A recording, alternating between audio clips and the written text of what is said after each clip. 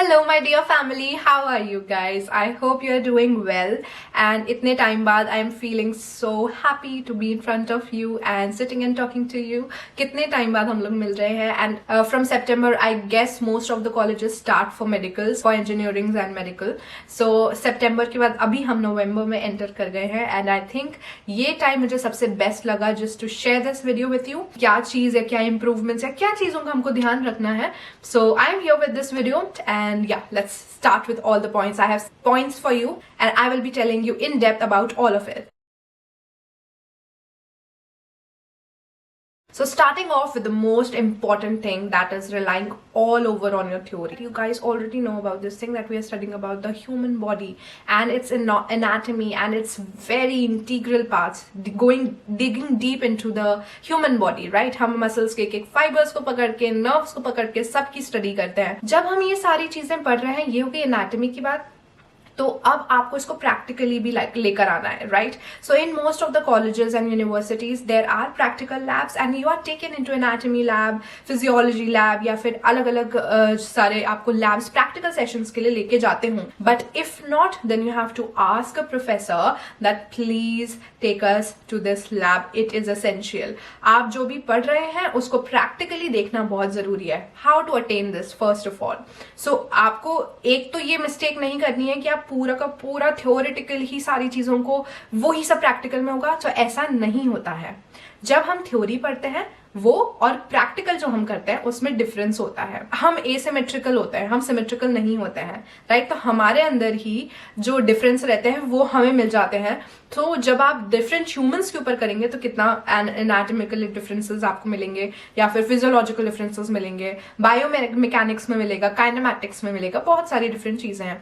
So what you have to do, theory आप पढ़ो, exam के लिए अच्छे से अपना थ्योरेटिकल नॉलेज पढ़ो, ये सारी चीजें करो and then move in towards internship या ऑब्जर्वेशनशिप या प्रैक्टिकल सेशंस, लैब सेशंस. अपने प्रोफेसर्स को आप बोलिए, और अगर प्रोफेसर्स अवेलेबल नहीं हो पा रहे हैं लैब सेशन या कुछ चीज के लिए, डोंट वेट फॉर एनीवन. हम यहाँ पे सिर्फ हमारी डिग्री पास करने के लिए नहीं जा रहे हैं. हमारा माइंडसेट होना चाहिए कि कैसे हम एक अच्छे फिजियोथेरेपिस्ट बने, और वो हम कैसे बनेंगे, इंडिविजुअली ग्रो करके. अगर हमारे को एक क्लास में बिठा के रखा है जहां पर सारे क्लास के बच्चे सिर्फ बैठ के फ्री पीरियड में टाइम वेस्ट कर रहे हुए हैं, हमको वो चीज नहीं करनी है क्योंकि हम उस भीड़ में से नहीं है, राइट?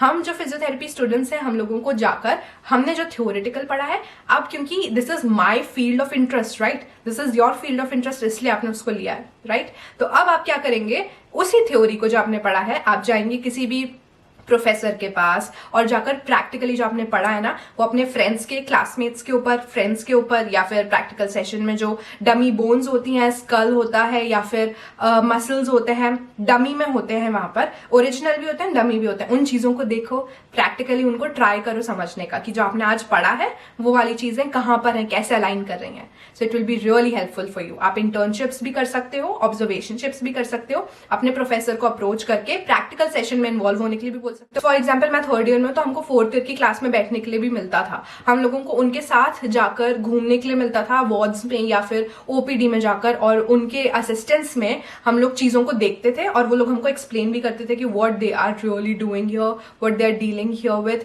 और वो आपको अच्छे से एक्सप्लेन करते हैं. तो सीनियर्स का एक्चुअली, अच्छे सीनियर्स के साथ आपकी बॉन्डिंग बहुत जरूरी है. So you will get to know a lot of it. So just don't rely on your theoretical knowledge, also dive into the practical thing and connect both of these aspects. So here the next important point is not underestimating anatomy and physiology. So what I mean from this point is कि anatomy और physiology हम जब first year में पढ़ लेते हैं उसके बाद वो स्लाइटली यूज होता है इन सेकेंड या थर्ड ईयर या फोर्थ ईयर में. जैसे कि ऑर्थोपेडिक अगर आ गया तो वहां पे एनाटॉमी, फिजियोलॉजी ये थोड़ा बहुत यूज होता है, बट ये सारी चीजें इनडायरेक्टली यूज होती है, right? 4 years are a very good time for you to have a continuous, धीरे धीरे धीरे धीरे करके याद करने वाला टाइम एनाटॉमी और फिजियोलॉजी के लिए, right? You don't have to leave it just after giving the first year के एग्जाम. आपको मेजरली क्या करना है, अपने फर्स्ट ईयर के एग्जाम के बाद एनाटॉमी और फिजियोलॉजी को, बुक को पकड़ना है एंड धीरे धीरे धीरे धीरे करके उसको पढ़ते रहना है, पढ़ते रहना, पढ़ते रहना.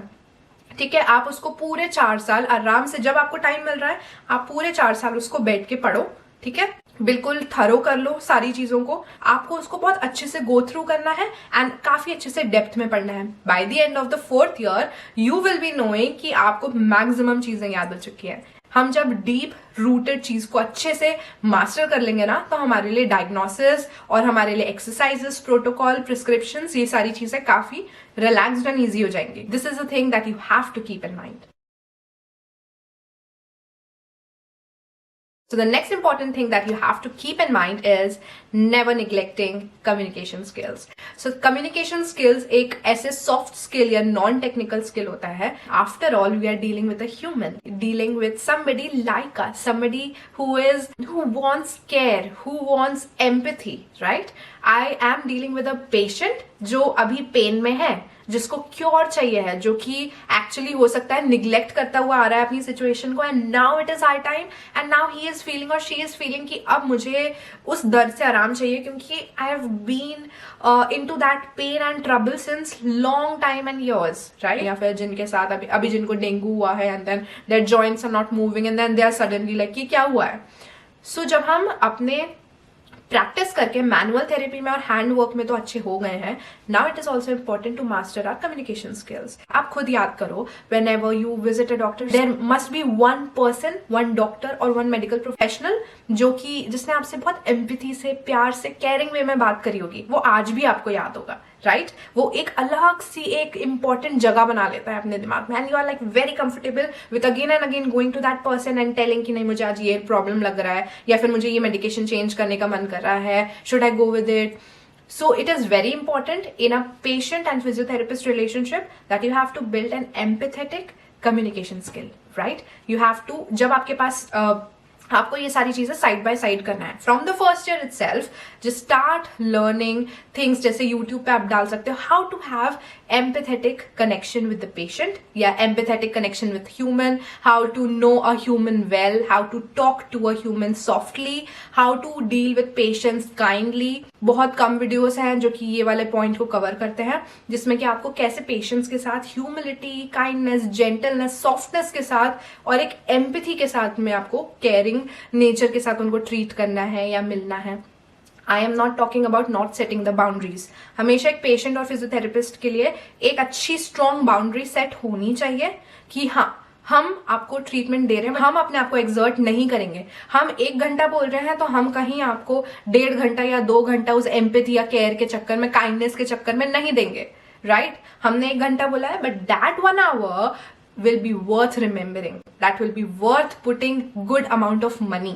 ठीक है, आप जितना पेशेंट को बोलेंगे पे करने के लिए वो उतना पे करें, but you have to give all of it, not just your manual therapy, right? Not just the machines, not just the manual therapy. You have to talk to the patient very nicely with those empathetic statements and affirmations. Reality दो कि हाँ, ये pen है, ये इतने level तक जाएगा, फिर फेशियल रिलीज कराए, अब आपको पेन होगा. You have to never be sweet या शुगर कोटिंग थिंग्स. आपको सॉफ्टली बोलना है, लेकिन सच बात को बोलना है, right? So you have to work on your communication skills. It will really help you build good connections with your patient. Now next statement is solely for my students, right? So now you are already into your thing. 4 years of cramming and of vigorous learning, a lot of things going in your mind, right? You're doubting yourself, you're doubting on whether मैं सही career मैंने choose करा है कि नहीं, क्या इसका scope है कि नहीं. ऊपर से आपको anatomy, physiology, biomechanics, biochemistry, sociology, psychology, इतनी सारी चीजें ऑलरेडी पढ़नी है. ऑर्थोपेडिक, न्यूरो की तो मैंने बात ही नहीं करी अभी तक. न्यूरो, इतने सारी चीजें आपको पढ़नी है already, right? And then you are like, oh my God, what am I doing, am I in the right career और नॉट? तो मैं एक वीडियो इसके ऊपर स्पेसिफिक बनाने वाली हूँ, जिसमें मैं बताऊंगी कि what I felt in second third year में मेरे साथ क्या हो रहा था, what I was feeling and what I was going through mentally जब मैं फिजियोथेरेपी के फील्ड में थी, पढ़ाई कर रही थी. And what feeling is that? So I understand you guys, right? I understand how you are going through all of this. आपको वो बर्न आउट नहीं होना है, राइट? आपको अपने आप के लिए भी थोड़ा सा टाइम देना है और फिजिकल हेल्थ पे काम करना है. आप थोड़ी एक्सरसाइजेस अभी से स्टार्ट करिए. अगर आपने नहीं करी करना, मैं नहीं बोल रही हूँ कि आप फिजियोथेरेपिस्ट हो तो आपको एक्सरसाइज करना, आपको बिल्कुल स्लिम ट्रिम फिट होना है, आपको अपने ऊपर कोई बर्डन लेने की जरूरत नहीं है, बट सेल्फ केयर की बहुत जरूरत है. आप सेल्फ केयर करिए, आप अपना एक टाइम निकालिए जब आप पढ़ लेते हैं, वो सारी चीजें हैं, बट उसके अलावा एक टाइम होना चाहिए जो आपके लिए हो, ताकि आपने जितना कुछ पढ़ा है ना वो सिर्फ दिमाग में नहीं रहे, बट उसके साथ आप कनेक्ट कर पाओ। और हम उस एग्जॉशन की वजह से अपने आप को टाइम नहीं देते हैं और हम डिस्कनेक्ट होने लगते हैं अपने फैमिली से या लोगों से। And I understand all of this, क्योंकि ये सब के थ्रू मैं भी गई हूँ। But take out some time, फिर मैंने वही चीज करी जिससे कि मेरी एफिशिएंसी और बढ़ गई, क्योंकि उससे दिमाग काफी बेटर चलता है। It really helps. सो आपको सेल्फ केयर करना है, अपने आप पे ध्यान देना बंद नहीं करना है, वरना बर्नड आउट होगे and you will just feel कि बाप रे क्या चल रहा है। So now you have to keep in mind, ये वाली चीज तो सारे मेरे स्टूडेंट्स को बहुत अच्छे से पता है, that what is the importance of networking, right. जब हम इस प्रोफेशन में है, आई नो मैं एक इंट्रोवर्ट हमेशा से रही हूँ, एक शाय पर्सन रही हूँ, और मैं जानती हूँ कि हाउ इट फील्स जब हम बोले ना कि नेटवर्किंग करो, लोगों से मिलो, प्रोफेशनल से मिलो।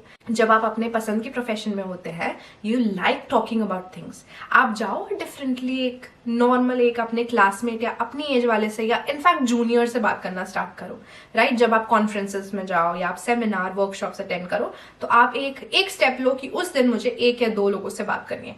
जब आप उस इंसान के साथ फ्रैंक होगे, उससे बात करोगे, फिर आप धीरे से प्रोफेशनल के पास जाना स्टार्ट करो, या जो वर्कशॉप हेल्प कर रहा है ना, आप उससे जाकर सिर्फ इतना बोलो कि I really liked your workshop और मुझे इससे काफी हेल्प हुई, I would like to connect with you personally. तो आप उनसे उनका नंबर, ईमेल एड्रेस या फिर कोई भी वे, इंस्टाग्राम कुछ ले लो जिससे आप उनसे डायरेक्टली कम्युनिकेट करो। And believe me guys, this really helps. जब आप धीरे धीरे वो कनेक्शन बनाते हो ना, people start knowing your name. जब आप फिर उसके बाद अगर आप कहीं पर मतलब लोगों को आप एक अवेयर, आप जब पर्सनली जाकर बात करते हो ना, वो कहीं ना कहीं सबकॉन्शियसली उनके दिमाग में रह जाता है। This is what is called as networking, right. हमको जाकर बिल्कुल उसी टाइम सेटअप नहीं करना है कि हमको जॉब रेफरेंस दो, जॉब दो, नहीं। हमको सिर्फ पर्सनली जाकर कनेक्ट करना है, हमको उनको अप्रिशिएट करना है जेन्युइनली, जो आपने फील करा है कि हाँ आज की वर्कशॉप में ये चीज अच्छी थी, आप उनको जाकर बोलो and it makes a difference. So people really like helping you. आप effort थोड़ा लो और उनसे connect करो, people would love it. They don't take it as a burden, they take it as कि oh people admire me, right? So that's all for today's video guys. I hope आप लोगों को ये सारे 7 points काफी helpful लगे हों। मैं ऐसे वीडियोस आपके लिए लेकर आती रहूंगी। अगर आज के वीडियो में you have any doubts then let me know in the comment section and also do subscribe to the channel. Meet you guys in the next video. Bye.